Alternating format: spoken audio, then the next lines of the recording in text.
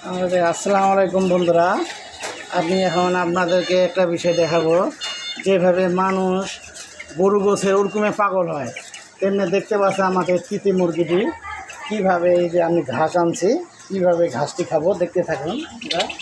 এই যে দেখতে পাচ্ছেন, এই যে দেখেন, এই যে আমার তিতি মুরগিটি কীভাবে ঘাস খাচ্ছে দেখতে পাচ্ছেন।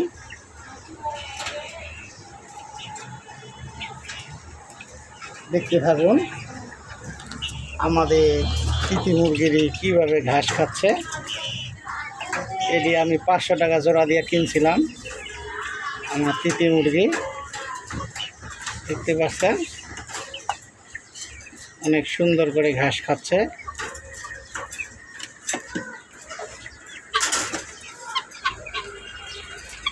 এই যে দেখতে পাচ্ছেন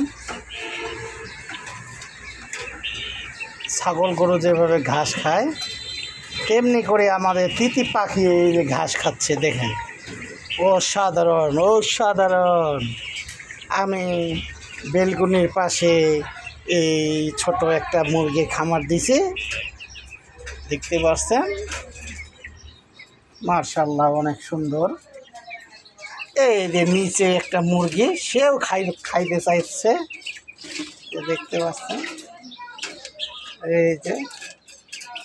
এই যে নিচে একটা বিশাল দেড়কি মুরগি। আর দেখতে পাচ্ছেন এই যে এরই 100 টাকা করে পিস নিয়েছিলাম এই মুরগটি, দেখতে পাচ্ছেন। মাশাআল্লাহ মাশাআল্লাহ অনেক বড় হয়েছে, দেখতে পাচ্ছেন। আপনারা এই ভিডিওটা দেখার সাথে সাথে সাবস্ক্রাইব করে রাখবেন, আর হলো বেশি বেশি করে শেয়ার করবেন, লাইক করবেন, কমেন্ট করবেন। ইনশাল্লাহ আজকের মতো এই জায়গায় আমার ভিডিও শেষ করছি। আল্লাহ হাফেজ।